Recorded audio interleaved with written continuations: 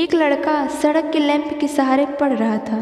एक परिचित ने कहा, इतना कष्ट उठाने से तो नौकरी कर लो।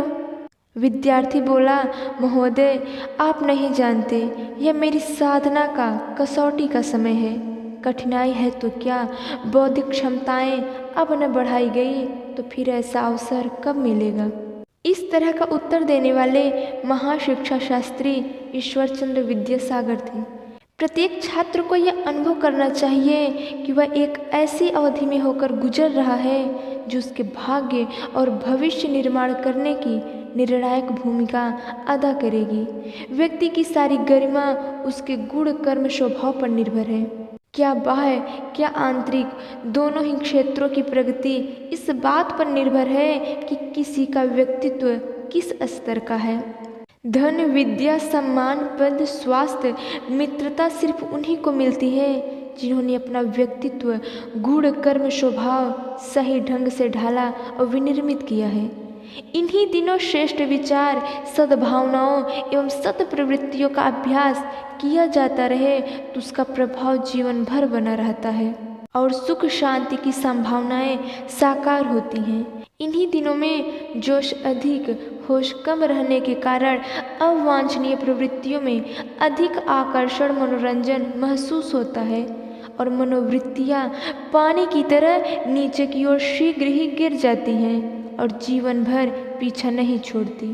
कहना न होगा कि ऐसा व्यक्ति शोक संताप भरी परिस्थितियाँ उत्पन्न करता हुआ अभिशाप जैसा नारकीय जीवन जीता है। इन्हीं दिनों मित्रों का आकर्षण अपनी चरम सीमा पर रहता है। अच्छे साथी मिले तो विकास एवं प्रसन्नता की वृद्धि में सहायता ही मिलती है। हर समझदार छात्र का कर्तव्य है कि मित्रता से पूर्व 1000 बार सोचे। कहीं मित्रता के बहाने उसे आवारागर्दी की ओर तो घसीटा नहीं जा रहा है जिससे वे शिक्षा से वंचित रह जाएं, स्वास्थ्य खो दें, स्वभाव बिगाड़ लें और सम्मान तथा विश्वास गवा बैठे। कुसंग से बहुत सावधान रहें। सच्चरित्र मित्रों, श्रेष्ठ पुस्तकों और सर्वशक्तिमान परमात्मा का ही संग करें। सद्विचारों की नोटबुक बनाएं। जब भी कोई अच्छी बात पढ़े, सुने तो नोट करें। समय समय पर दोहराएं। आदर्श व्यक्तियों का, महापुरुषों का ध्यान व उनके चरित्र का चिंतन मनन करें। एरिस्टाइस की धार्मिक विषयों में बड़ी रुचि थी, अतएव उसके आग्रह पर उसके पिता ने उसे जीनो की पाठशाला भेज दिया। जब वह लौटा तो पिता ने पूछा, वहाँ क्या सीखा? उसने उत्तर दिया, बाद में ज्ञात हो जाएगा। एक दिन किसी बात पर रुष्ट होकर पिता ने उसे खूब पीटा। उसने कोई प्रतिवाद नहीं किया, न कोई उत्तर दिया। पीटने के बाद फिर से दत्तचित्त हो अपने काम में लग गया। न आत्महत्या की धमकी दी, न घर से भागने की। पिता का हृदय भर आया। उसने पुत्र से क्षमा मांगी। अब पुत्र एरिस्टाइस ने कहा, पिताजी, मुझे मेरे गुरु ने नैतिकता, सदाचार, सहिष्णुता और ध्येय निष्ठा सिखाई है। मैंने उसी का पालन किया। पिता का हृदय ऐसे शिक्षक के प्रति कृतज्ञता से भर गया। स्वास्थ्य संरक्षण के लिए यही समय सबसे अधिक उपयुक्त है। प्राकृतिक नियमों, आहार विहार, सोने जागने आदि का यदि ठीक ध्यान रखा जाए तो तंदुरुस्ती ऐसी बन जाएगी जो जीवन भर साथ दे। स्वास्थ्य जीवन की सबसे पहली आवश्यकता है। एक स्वस्थ व्यक्ति ही जीवन का आनंद ले सकता है, त्याग, तपस्या, मेहनत कर सकता है।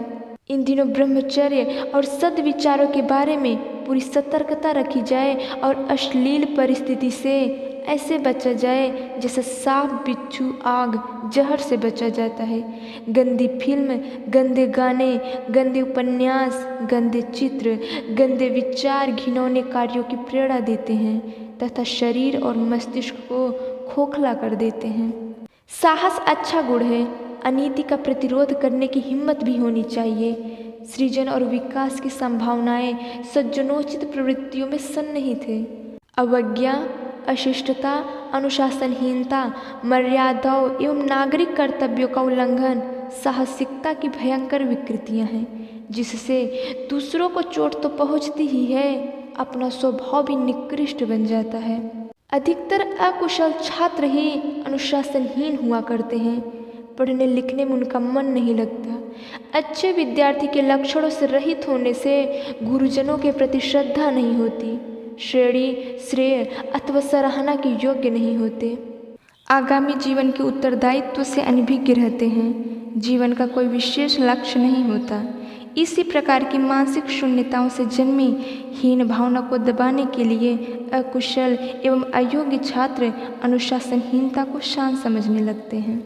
ऐसे विद्यार्थी विद्या प्राप्त करने के लिए विद्यालय, महाविद्यालय, विश्वविद्यालय में पढ़ने नहीं आते, बल्कि कॉलेज जीवन की फैशन परिस्थिति में अपना जीवन तथा अभिभावकों का पैसा बर्बाद करने के लिए आया करते हैं।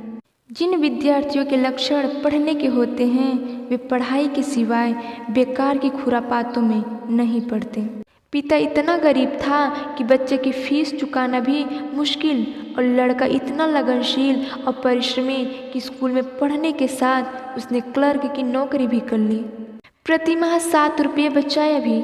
कनाडा के नाई परिवार में जन्मा टॉक्सन नामक यही लड़का अपनी लगन, दृढ़ निश्चय और परिश्रम के कारण 128 समाचार पत्रों एवं पत्रिकाओं, 15 रेडियो व टेलीविज़न स्टेशनों, 150 व्यापारिक तकनीकी पत्रिकाओं, 2 प्रकाशन संस्थाओं, 2 यात्रा एजेंसियों का मालिक बना।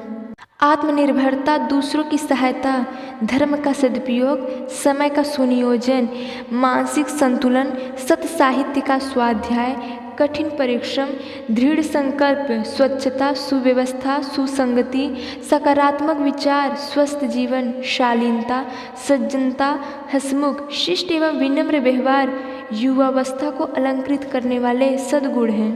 अर्थ उपार्जन का अभ्यास नवयुवक यदि करने लगे तो उनके भीतर ऐसी विशेषताएं उगती चली जाएंगी जिनके द्वारा उनका भविष्य स्वर्णिम और शानदार बन जाएगा।